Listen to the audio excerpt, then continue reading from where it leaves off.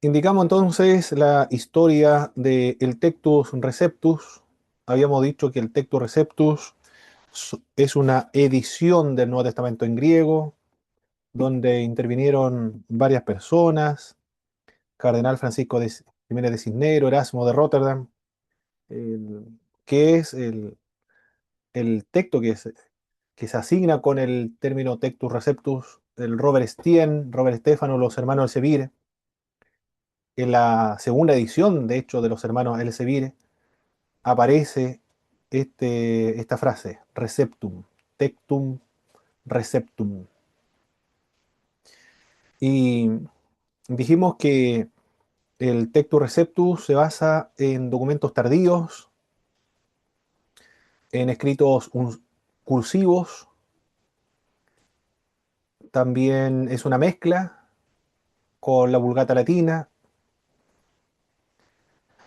Actualmente ningún traductor serio, ningún comité de traducción serio de las Sagradas Escrituras va a traducir del Tectus Receptus, sino que van a traducir del texto crítico del Nuevo Testamento, porque el texto crítico se basa en los mejores manuscritos, y estos son el Vaticano, Sinaítico, Papiro, que son mucho más antiguos que los manuscritos utilizados por Erasmo, entre otros.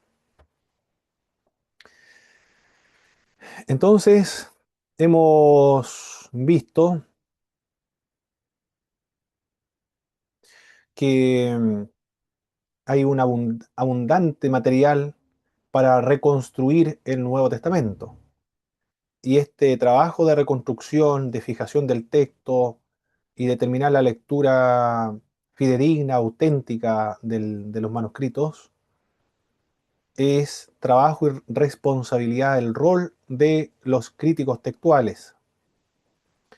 Y ellos han realizado una revisión del texto y han clasificado los textos, los distintos tipos de textos: los textos alejandrinos, texto occidental, texto bizantino, texto cesaraiense. Habíamos dicho que hay varios documentos para reconstruir el texto del Nuevo Testamento. Están las versiones de la Biblia, también están los códices, los unciales y los minúsculos o cursivos, también están los papiros, también se encuentran los padres de la cita de los padres de la iglesia y los leccionarios. Entonces ahora lo que se hace es clasificar estos documentos. Y esta clasificación ha evolucionado también a través del tiempo. Pero ¿cómo se clasifica ahora? Según nuestros textos que estamos utilizando de Historia de la Biblia de Pérez y Treboles, de la edición 2006, que es un libro de texto utilizado por una universidad, una facultad teológica, una universidad en España, han señalado lo siguiente: algunos textos son clasificados como textos alejandrinos. Tipos de texto estamos viendo, tipos de texto. El texto alejandrino. Estos textos alejandrinos proceden de Alejandría, floreciente del siglo segundo después del Señor Jesucristo. Este texto se caracteriza por ser breve y austero. No ha sufrido reelaboraciones gramaticales ni tampoco estilísticas. Es breve y austero. Por ejemplo, la Nueva Versión Internacional, donde no se encuentra la expresión él temblando y temeroso dijo: Señor, ¿qué quieres que haga?, debería provenir de un tipo de texto denominado alejandrino. ¿Por qué? Porque es austero y es breve. No ha sufrido reelaboraciones gramaticales y estilísticas. A este grupo pertenecen los grandes códices, el Sinaítico y el Códex Vaticano.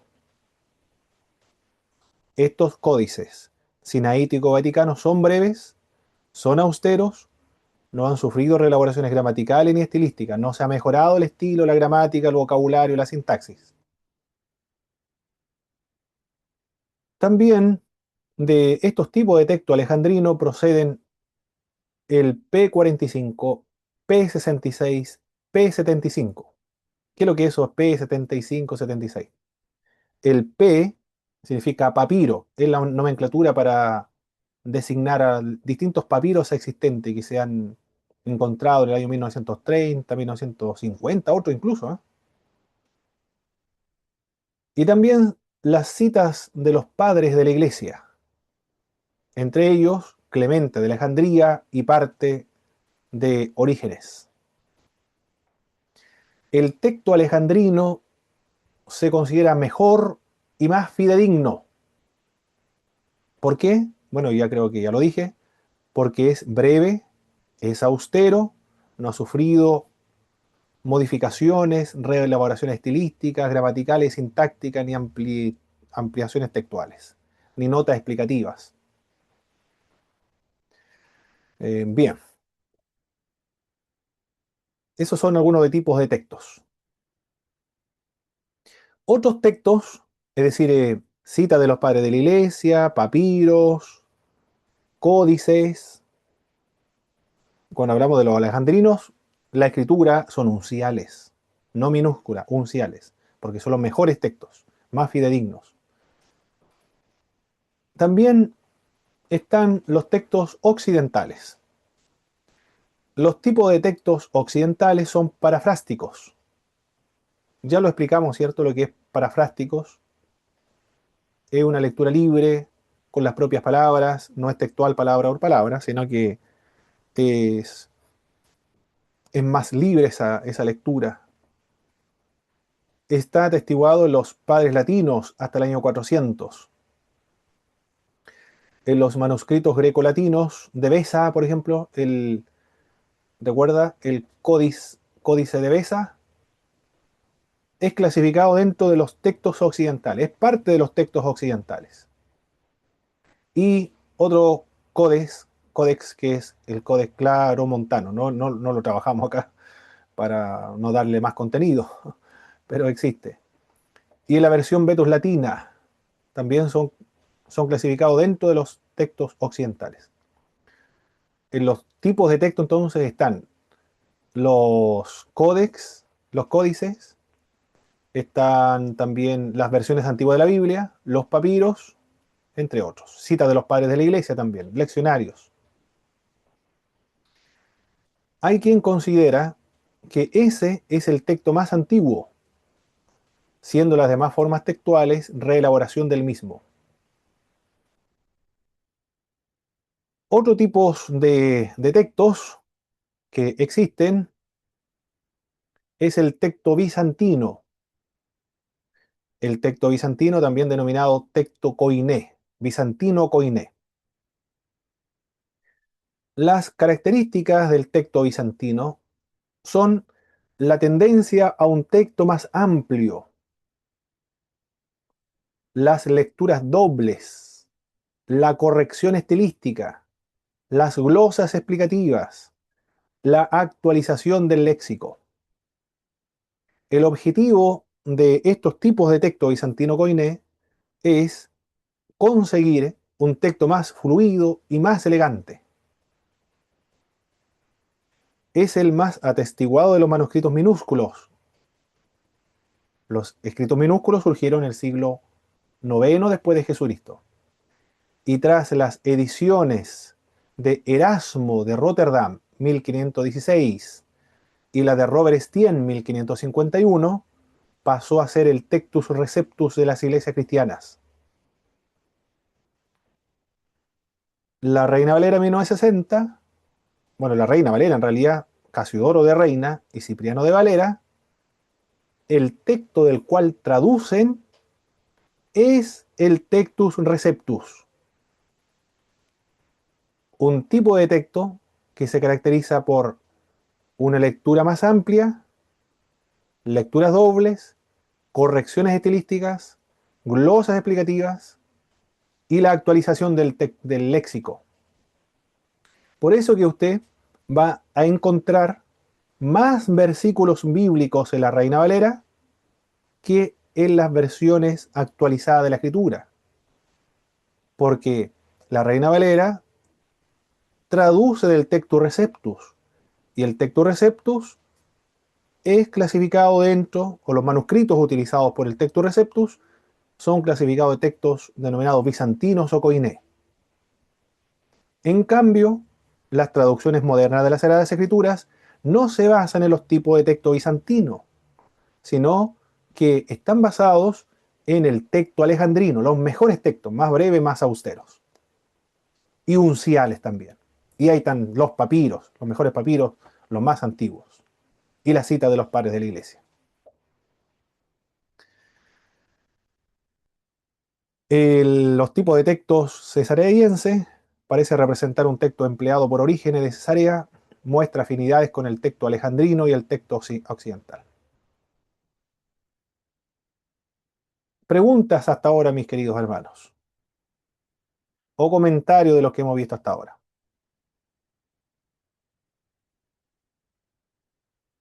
antes de pasar a la siguiente presentación.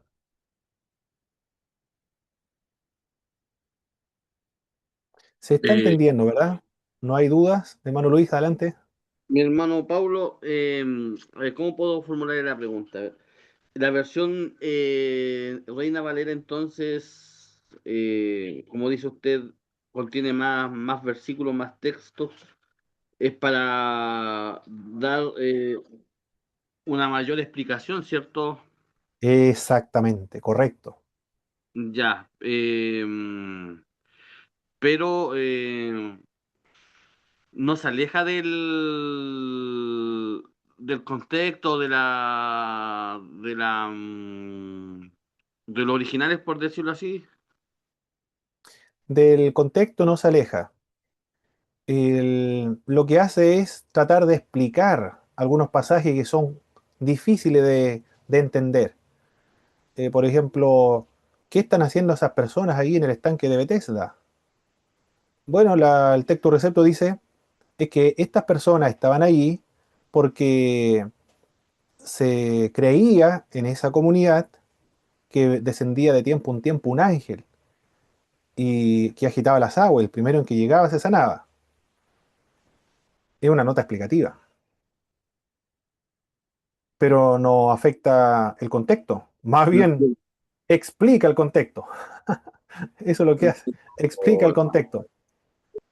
Está explicando lo que originalmente no se dijo, porque originalmente el lector no consideró necesario, el escritor no consideró necesario incluir ese dato.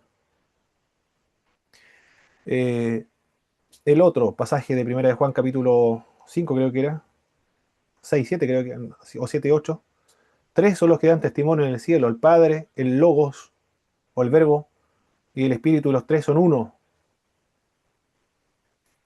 Es una nota explicativa también de la Trinidad que sugería el texto, pero no altera la doctrina, porque la Trinidad se puede encontrar en otras porciones de las Sagradas Escrituras.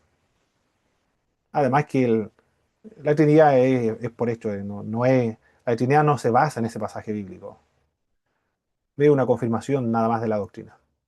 De hecho, los unicitarios apelan a que, como dicen ellos, no está en el original del texto. Exacto. Sí, pero la Trinidad no se basa en ese pasaje bíblico, bajo ningún punto de vista. Además ¿Y que de qué texto fue tomado o de qué versión antigua fue tomado para que la Reina Valera estuviera ahí tuviera ese versículo? de la Vulgata Latina, creo que lo había mencionado, de la Vulgata Latina figura eso, una versión, una versión actualizada, una versión de la Biblia antigua del siglo IV por Jerónimo. Él lo incluye. Ya, mi hermano. Eso es lo que hacen los traductores. Cuando no tienen información en un pasaje, buscan en la Vulgata, la Siriaca, la Pechita, la Copta, la Armenia, la Eslava, el Pentateuco Samaritano, la Septuaginta. Eso es lo que hacen los traductores bíblicos. Bien. ¿Hay alguna otra pregunta, mis queridos hermanos, de lo que hemos visto hasta ahora?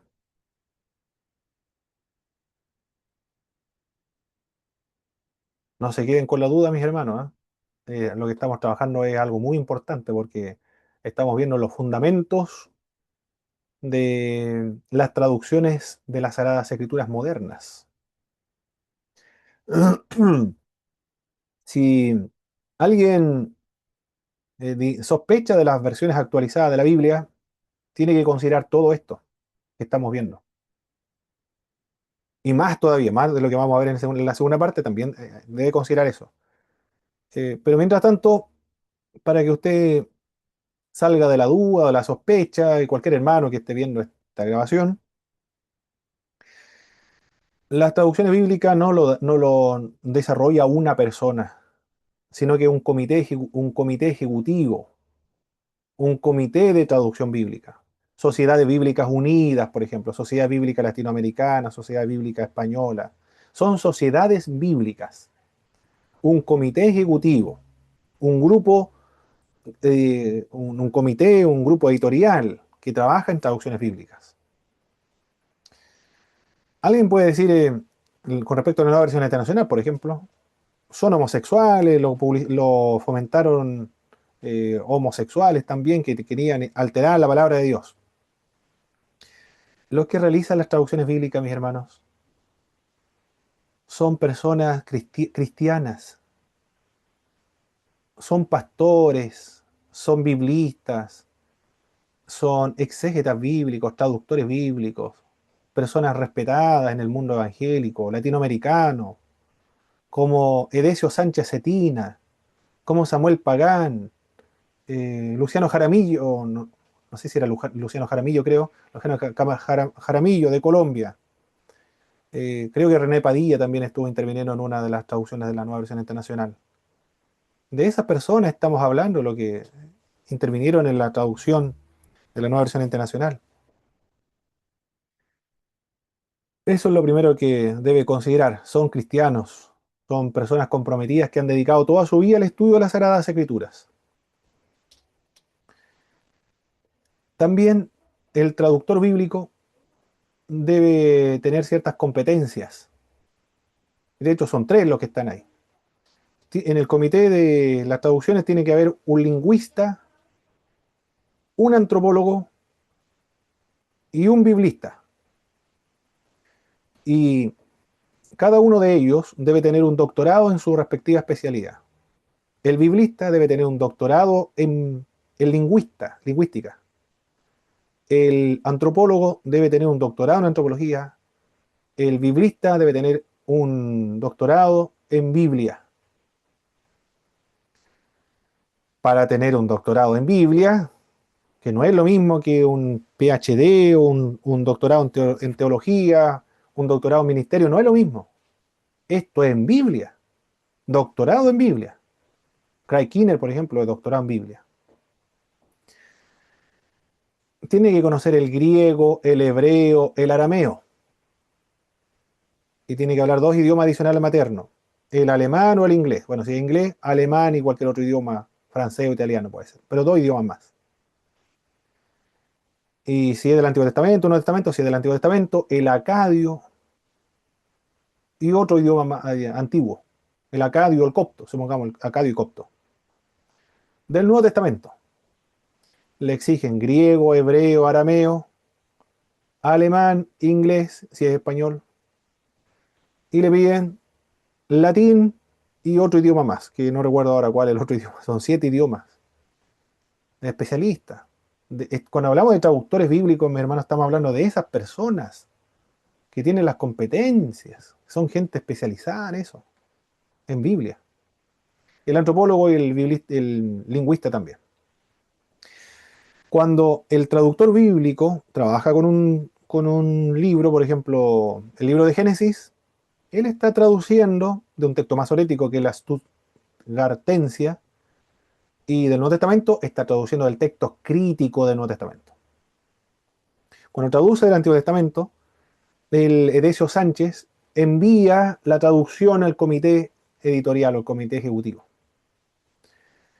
El comité ahora interviene el lingüista e interviene el antropólogo y los grupos de editores y le dan las observaciones, correcciones, algunos comentarios y se lo devuelven otra vez al traductor, es decir, Edesio Sánchez o cualquier otro traductor bíblico.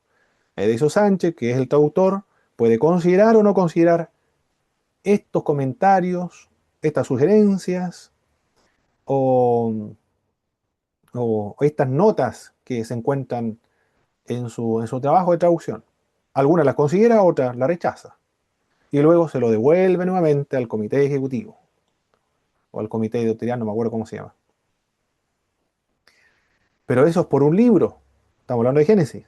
Del mismo modo con Éxodo, Levítico, Número, Deuteronomio, así todos los libros de la Biblia, desde Génesis a Apocalipsis. Y luego se publica. Se da cuenta la, el trabajo monumental que hay detrás, la abnegación, el esfuerzo, el profesionalismo, la paciencia que hay que tener, los recursos que hay que tener, el tiempo para traducir. Estamos hablando de algo serio, hermano, no estamos hablando de una traducción que lo hace en una semana. Estamos hablando de un comité ejecutivo que han dedicado toda su vida para estudiar, e invertido muchas horas, mucho dinero para sacar un doctorado, por ejemplo, en estas especialidades. Por eso, antes de hablar precipitadamente, hay que conocer esto, ¿no? No podemos hablar precipitadamente y despreciar un trabajo tan monumental que hay detrás como la que le estoy comentando de la nueva versión internacional. Ellos establecieron los más altos estándares para traducir Biblia, pero es más o menos lo mismo que todas las traducciones actuales de la Biblia exigen. Tienen que tener esas competencias los traductores y un equipo editorial. Por eso uno ve en internet, mis hermanos, personas tan precipitadas para hablar y desprestigiar traducciones bíblicas, pero desconocen todo este trabajo, desconocen lo que es el texto alejandrino, los tipos de textos occidentales, el texto bizantino, desconocen el texto, los tipos de textos cesaraienses, desconocen lo que son el texto recepto, el texto crítico, desconocen todo eso. Si lo conocieran, yo creo que deberían arrepentirse, porque eh, están desprestigiando algo que desconocen. Eso es el tema. O están repitiendo a alguien que alguien dijo, pero porque lo desconoce. Bien, sigamos entonces, mis hermanos. Terminamos entonces con la clase número 7 y ahora trabajamos con la clase número 8. Clase número 8 de Introducción a la Biblia. Los papiros. Hemos hablado de las versiones antiguas de la Biblia, Vulgata Latina, y Antiguo Testamento, Vulgata Latina, la, la siriaca, la copta, la armenia, la eslava, entre otras. Hemos hablado también de los códices unciales. Ya sabe lo que es un códice uncial, mayúscula solamente, antes del año 800 de Cristo, porque, perdón, 800 después de Cristo, porque son las más antiguas. Hemos hablado del Código Vaticano, Sinaítico, de Frara Eimi, el Código Washingtoniano, el Códice Alejandrino, creo. Ya sabe lo que es los leccionarios, lecturas públicas que se daban en las iglesias, que están en griego nuncial, las citas de los padres de la iglesia también, que están en griego algunos, otros están en latín. Y ahora vamos a comentar o hablar de los papiros.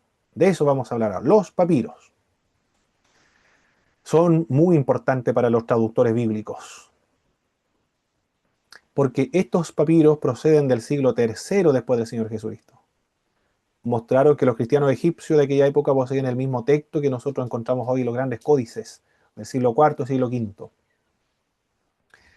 La crítica indicaba que los líderes eclesiásticos de los días de Constantino el Grande habían introducido cambios drásticos en el Nuevo Testamento.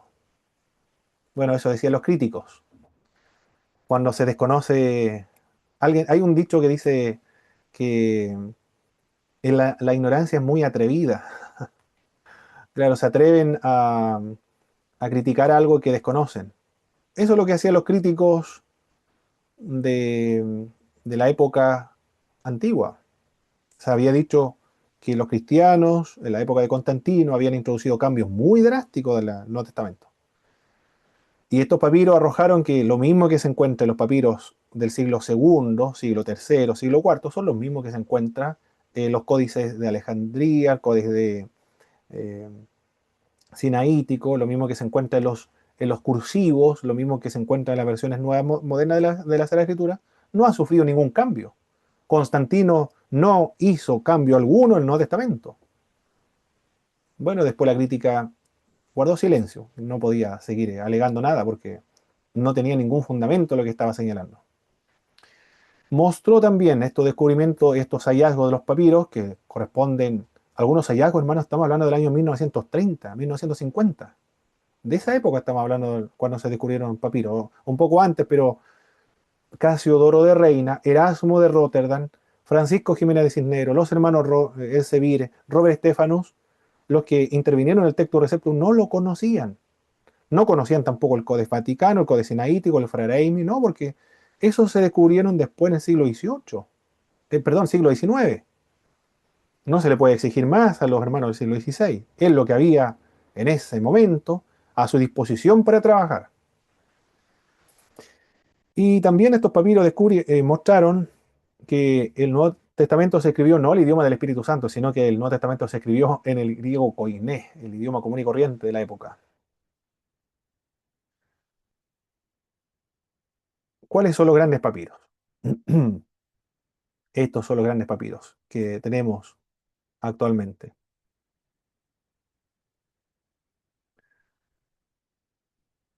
El P45.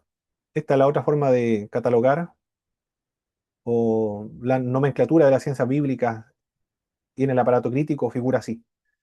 El P45. Papiro 45, así está clasificado. Cuando a un número lo preceda una P, entre paréntesis, eso es un papiro y está clasificado como 45. Y si entre paréntesis hay una A, ¿recuerda lo que significaba la A o no? A ver, vamos a memorizar o recordar. Cuando usted vea en un Alejandrino, contexto de Alejandrino, alejandrino, muy bien. Y cuando usted vea una vez a qué manuscrito códice me estoy refiriendo. Vaticano. Versailles. Excelente. ¿Y cuál era el otro? Bueno, no puedo hacer acá la letra en el Aleph, que es cinético. Ya, muy bien, se maneja. ¿Y el D? ¿Qué lo que era? El de el El, de- no sé, es ¿cómo se Pablín, no sé cómo se dice. El códice de Besa. pesa? Sí. Muy bien, mi hermano, están leyendo ya el aparato crítico. Maravilloso, maravilloso. ¿Cómo ha crecido usted en la comprensión de la introducción de la Biblia? De la Biblia. Por eso, hermanos, los predicadores, los profesores de escuela dominical deben conocer esto, porque ellos son responsables de transmitir a la iglesia el contenido de la Biblia. Por lo tanto, deben conocer la Biblia y deben conocer cuáles son los fundamentos actualmente de las traducciones bíblicas y qué es lo que tenemos a nuestra disposición para reconstruir el Nuevo Testamento. Debe saber quiénes son los que trabajan con todo este material para fijar el Nuevo Testamento, que son los críticos textuales. El P45 es un cuarto de una copia de los cuatro evangelios y hechos de la primera mitad del siglo III. Estamos hablando de, entonces, del 250, 220, 250, en ese periodo que surge este papiro.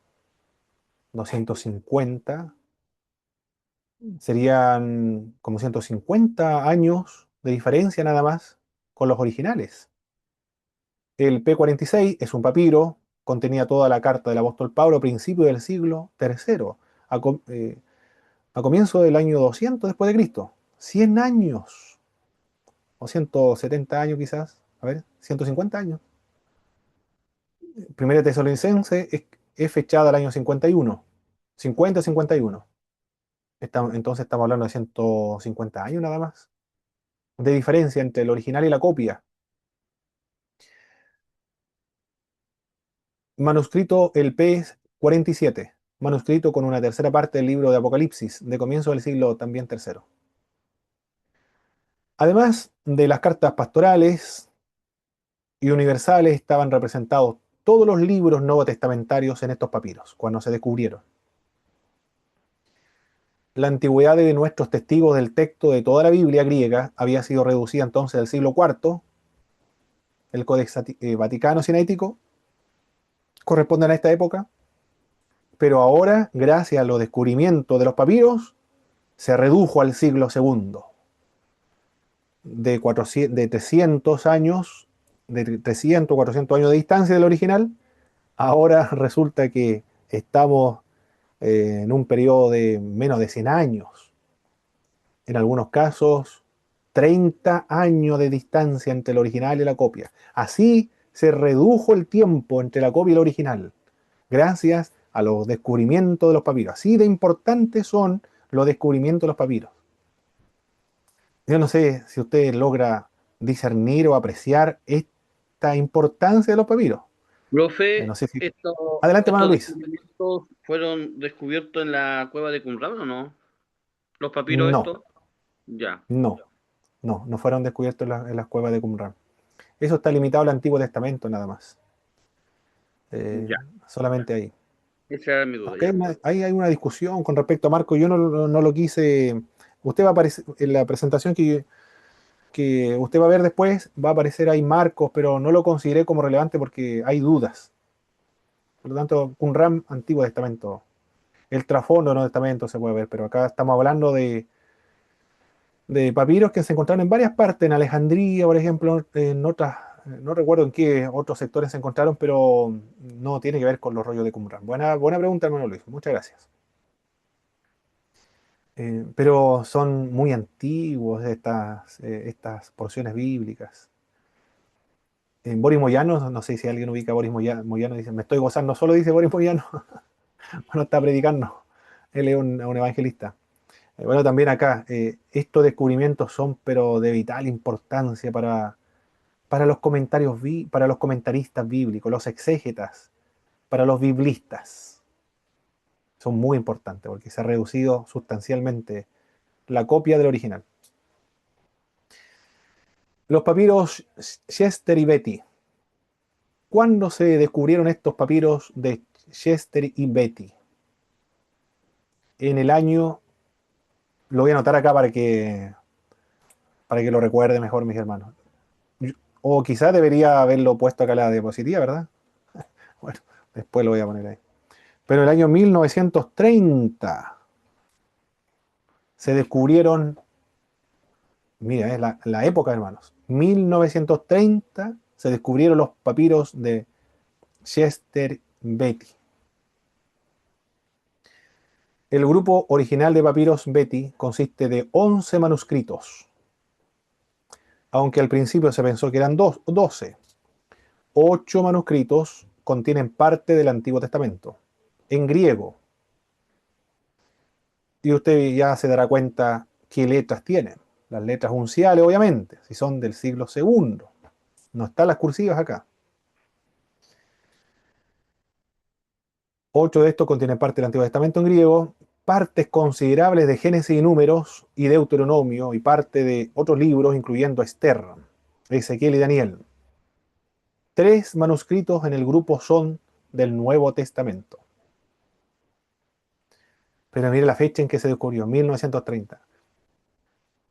Erasmo, Francisco de Jiménez de Cisneros, Robert Stephanus, los hermanos del Sevir, no sabían que existían estos papiros. Si lo hubiesen sabido, lo hubiesen usado para editar su Nuevo Testamento en griego.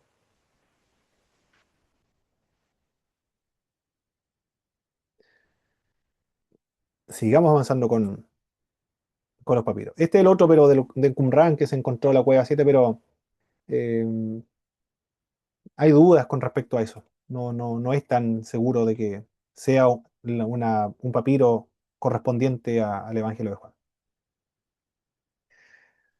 Uno de los papiros más antiguos, el más famoso, quizás, bueno, no sé si será el más famoso, pero el más antiguo es el papiro de John Ryland.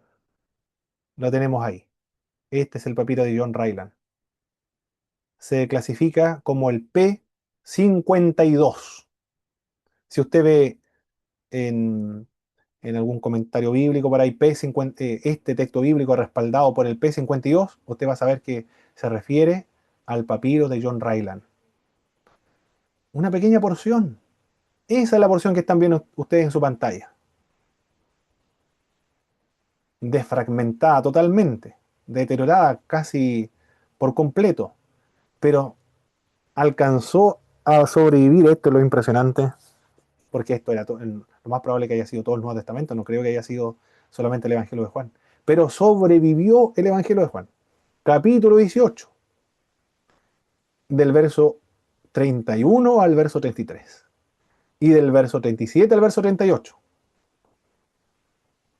y que es fechado el año 125 después del Señor Jesucristo. Supongamos que se escribió el año 95. Es decir, estamos hablando de 30 años. Es el tiempo de diferencia entre el original y la copia. Esa pequeña porción de versículos bíblicos, al leerlo en griego y traducirlo, compararlo con nuestra Reina Valera 1960, y que dice exactamente lo mismo, nos indica que la Biblia no ha sufrido modificación en estos 2000 años de la historia del cristianismo. Claro, porque el caso de Oro de Reina se está basando en los minúsculos, pero están en griego, y eso vienen de otro. Es decir, no hay cambios sustanciales. Hay glosas, añadiduras, notas explicativas, se perfecciona la gramática, pero el contenido y la esencia es exactamente la misma. Eso es lo importante de este papiro. Pequeña porción, pero tiene un valor trascendental de 2000 años. Es muy importante esto, mis hermanos, el papiro de John Ryland. Bueno, todos los papiros. Con toda probabilidad se trata de una copia egipcia. Entre los años 90 y 100, el papiro de John Ryland demuestra que poco después de su redacción, el Evangelio de Juan ya era difundido ampliamente, había llegado hasta Egipto. Según los críticos del Nuevo Testamento, decían que Juan escribió el Evangelio en el año 160-170 después de Cristo. No fue Juan, por supuesto, el teólogo, sino que fue un discípulo de Juan, que le puso el nombre en honor a un discípulo antiguo, a un apóstol antiguo que era Juan. Pero gracias a este descubrimiento del papiro John Ryland o el P52, se demostró que es mucho más antiguo de lo que decían los críticos. Si aquí estamos frente a un ataque contra las Sagradas Escrituras, siglo XIX, siglo XX, es un ataque contra la palabra de Dios, una desconfianza que proviene dentro de las escuelas liberales de teología, coincidió con todos estos descubrimientos de los códices y los papiros. También están los papiros Bodmer Papyri.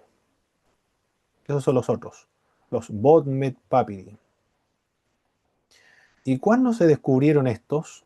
¿En qué año se descubrió los Bodmer y Papyri? Aquí lo voy a dejar registrado. Lo voy a agregar, ojalá que no se me olvide, a la presentación de PowerPoint.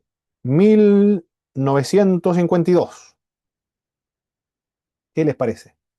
En el año 1952 se descubrieron los papiros Bodmer Papyri. 1952. Erasmo, el cardenal Francisco Jiménez Cisneros, los hermanos del Sevilla, Robert Stephanus, no lo conocían. Si lo hubiesen conocido, lo hubiesen incorporado a su edición del Nuevo Testamento en griego. Pero como no estaba, no lo incorporaron. Estos papiros fueron encontrados en la antigua ciudad de Tebas, en el Alto Egipto. Martín Bodmer, de Ginebra, Suiza, compró el cuerpo principal de los papiros. Pero otros artículos fueron a Chester Beatty y a otras bibliotecas. La colección de Bodmer está formada por un gran número de papiros escritos en griego y en copto. De estos, los más importantes son los manuscritos griegos, que incluyen textos del Antiguo y del Nuevo Testamento y obras relacionadas. El P75 contenía parte de Lucas y Juan P74, siglo VI VII contiene Hechos, las cartas universales. P72 contiene las cartas de Pedro y de Judas.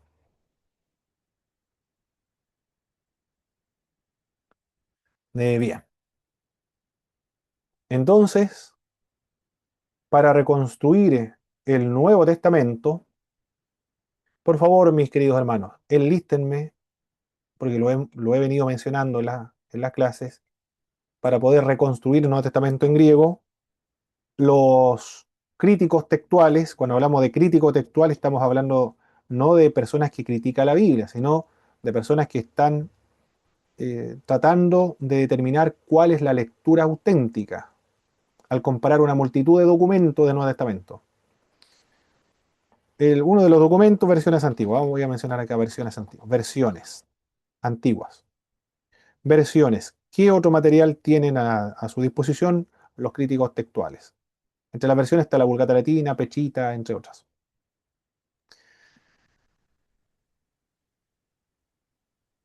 Hermano Cristóbal, adelante.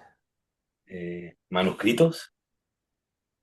Los manuscritos, muy bien, pero los manuscritos tienen un nombre técnico, Mm, porque hay varios manuscritos.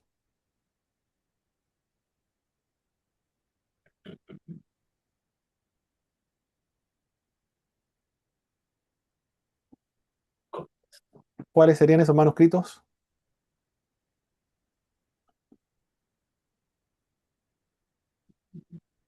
Los unciales. Esos serían. Tienen entonces los manuscritos unciales. ¿Qué más? Los cursivos. Cursivos. Estos serían los códices. Aquí le voy a poner mejor códice. Los códices. Tiene los códices. Entre los códices están los unciales y los cursivos. ¿Qué más tenemos para reconstruir el Nuevo Testamento en griego?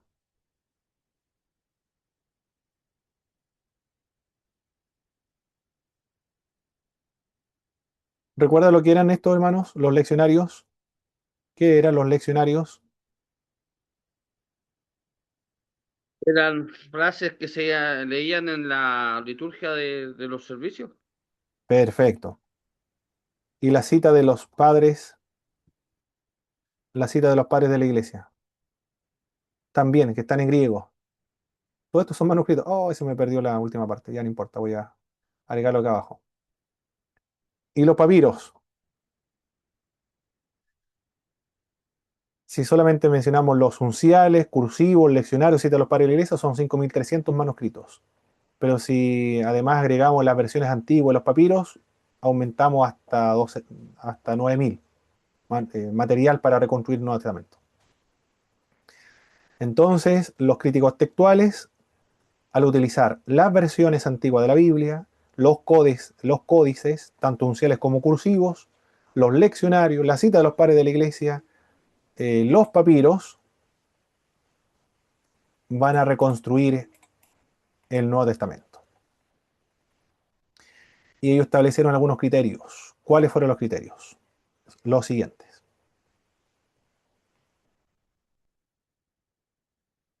Es mejor, dijeron los críticos textuales, después de comparar todo este material existente, es mejor los manuscritos en griego más prestigiosos. ¿Cuáles son los manuscritos griegos más prestigiosos, mis hermanos? ¿Cuáles son esos?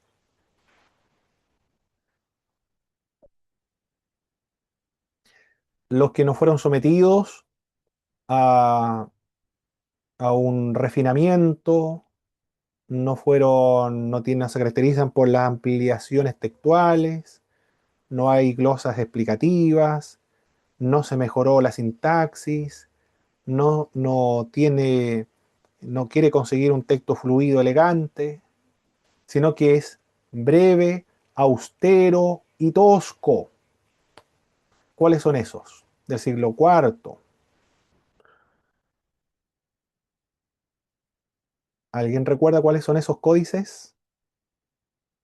El Vaticanus El Vaticano y el otro, Alejandrino. encontrado encontrado en el monte o en el santuario del monte Santa Catalina, de los monjes de las iglesias del desierto, el Códex Sinaítico, Vaticano y el Sinaítico. Perfecto. Si aparece en el Vaticano Sinaítico, hay variantes textuales. En el Code puede ser Tebesa, hay una lectura, y en el Code Sinaítico aparece otra lectura. Entonces, los críticos textuales dijeron, el Code Vaticano Sinaítico, vamos a considerar esa lectura, porque esa debe ser la más auténtica que la otra, porque la otra de Besa se caracterizaba, recuerde, el Codex de Besa viene de los textos occidentales, donde se destaca por la paráfrasis, por la ampliación textual. Bueno, tiene un problema esa versión. Por lo tanto, se utiliza, perdón, no es versión, es manuscrito. Se utiliza lo más prestigioso, Vaticano Sinaítico. Bien. El segundo criterio que establecieron los críticos textuales para fijar y establecer el Nuevo Testamento. La lectura correcta del Nuevo Testamento, o la auténtica. Es preferible la antigua lectura a la reciente.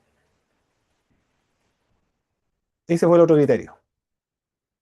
A la antigua lectura que a la reciente. Por lo tanto, si usted se encuentra con uncial y cursiva, según este segundo criterio, es preferible la más antigua a la reciente lectura. ¿Cuál manuscrito usted va a considerar como más auténtico que el otro? Unciales. Excelente, muy bien. Ya entendió, está comprendiendo la materia. Excelente. Los unciales, porque son los más antiguos. Muy bien. Es mejor la lectura complicada que la sencilla. Eso también establecieron ellos. Porque ¿qué es lo que hacían no son los escribas, sino que son los transcriptores, los copistas? Aquella lectura que era media complicada, confusa, ambigua, aclararla. Ellos querían aclarar el mensaje, que las personas entendieran el mensaje, esa es la idea. Lo mismo que hacemos nosotros, hermanos, cuando predicamos. Nosotros no estamos leyendo textualmente palabra por palabra la Biblia, lo leemos para iniciar la predicación, pero después la explicamos. Y cuando estamos explicando la palabra tratamos de ser consecuentes con lo que la escritura está, por supuesto, estamos tratando de explicar. Bueno, los copistas estaban haciendo exactamente lo mismo que actualmente se hace, tratar de explicar el pasaje oscuro. Eso es lo que hacían los escribas. Pero sería muy raro que un escriba, una lectura clara, ellos la confundieran y la oscurecieran más. Sería insólito eso. Nunca haría algo así. Un ejemplo de una lectura que es un poco ambigua y la voluntad de uno de los escribas en aclararla.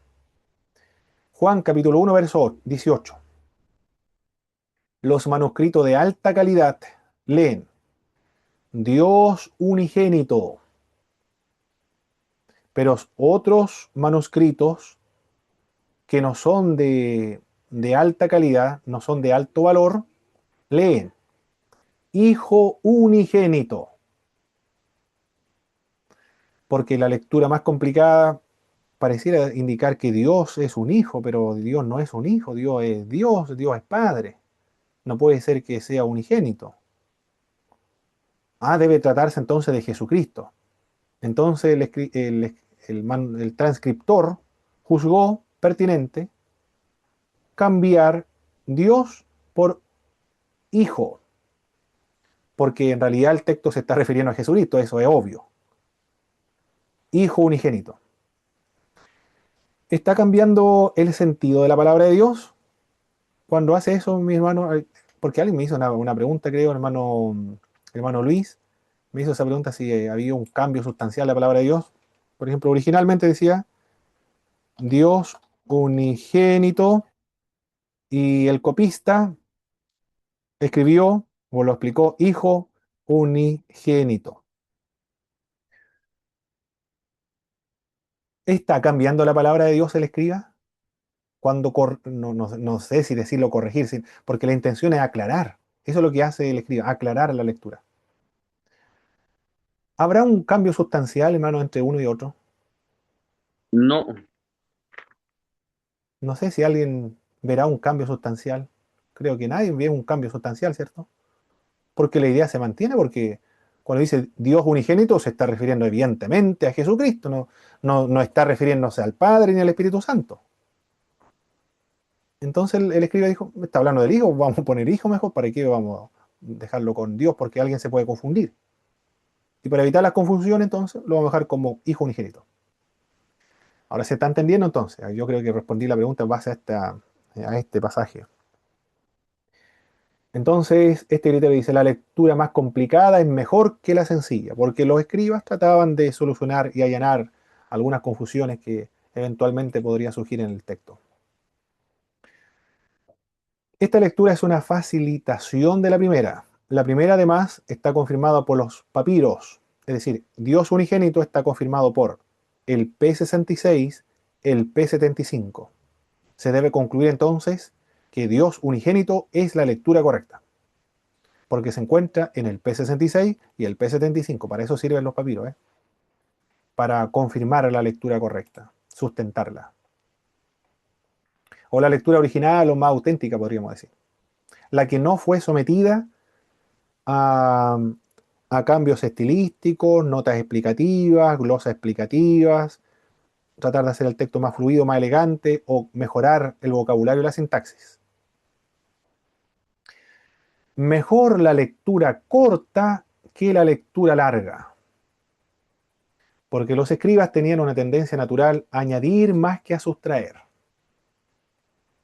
Ahí usted ya notó en los ejemplos que estuvimos viendo anteriormente en la primera clase.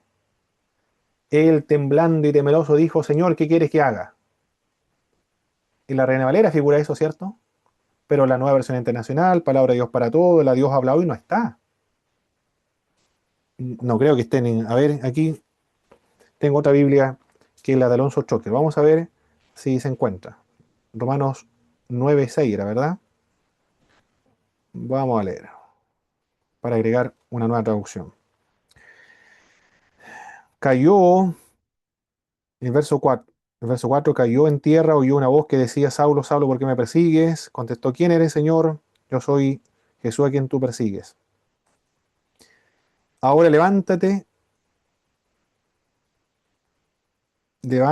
entra a la ciudad y allí se te dirá lo que debes hacer. Tampoco traduce él temblando, temeroso, dijo, Señor, ¿qué quieres? Tampoco dice esta versión.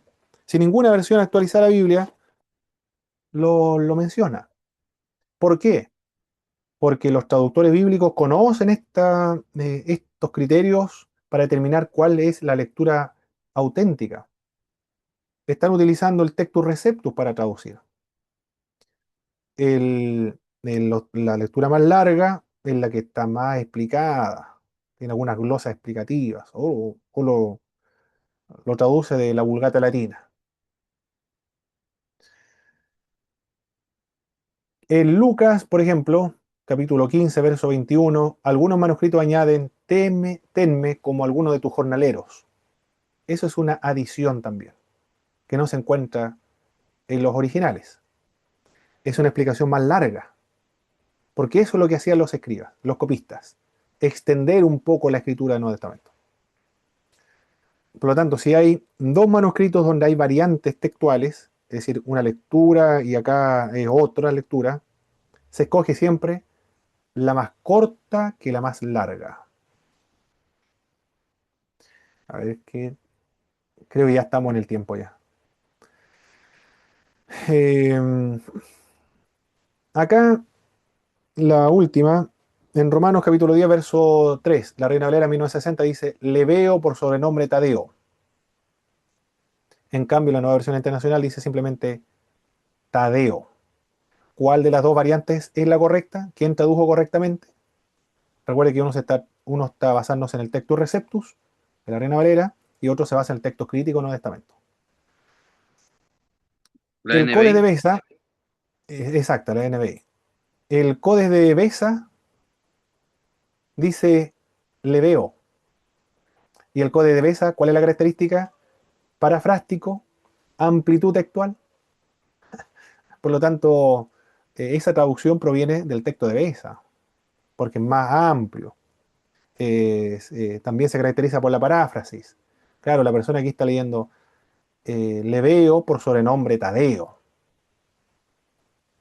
En cambio, Tadeo, solamente Tadeo, nada más que Tadeo, se encuentra en el Códice Sinaítico, en el Codex Vaticano, en la familia 13, se refiere a la familia de 13 manuscritos, en el 892, es un manuscrito griego que contiene el Evangelio de Mateo, en el L 185 es un leccionario. O sea, aquí hay bastante material. Estos leccionarios Muy bien. son de, bueno, son muy antiguos estos leccionarios. Le veo por sobrenombre Tadeo el texto recepto de Erasmo y los demás manuscritos que usó, como el minúsculo 1, minúsculo 2, minúsculo 7, se encuentra Tadeo. Pero ya usted sabe, los minúsculos de qué época son. Del año 800 después del Señor Jesucristo. Aplicando los criterios entonces anteriores, me voy a quedar con los manuscritos más prestigiosos, el Codex Sinaítico y Vaticano. La lectura más corta, que es la Tadeo nada más. También la lectura más antigua, que son los unciales y no los minúsculos. Y así podríamos seguir enlistando algunos criterios para determinar cuál es la lectura más antigua. Muy bien, mis queridos hermanos. Hemos concluido esta parte de la clase 8 de Introducción a las Sagradas Escrituras. La próxima semana estaremos trabajando con los criterios que fueron adoptados para el reconocimiento del canon del Nuevo Testamento. Para responder las preguntas de esa tarea, usted descarga de la página del Instituto Bíblico Pentecostal del Sur en internet, se va a la sección Servicio al Estudiante y ahí descarga el texto que debe leer para responder esa tarea, de los criterios que fueron adoptados para el reconocimiento del canon del Nuevo Testamento. Y también estaremos viendo la inspiración de las Sagradas Escrituras. ¿Qué es lo que es la inspiración de la palabra de Dios? Comentarios hasta ahora de la clase que tuvimos, mis hermanos. Adelante, por favor. ¿Consideran relevante, consideran importante y de qué manera este contenido, estas clases le ha ayudado a su ministerio? Pueden activar sus micrófonos, mis hermanos.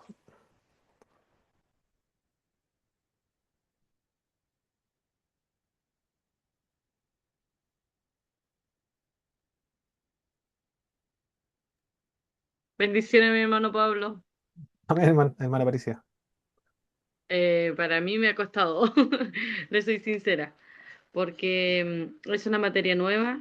ah, no tenía nada familiarizado, es primera vez que estudio y la verdad que la introducción ha sido más bien como un magíster.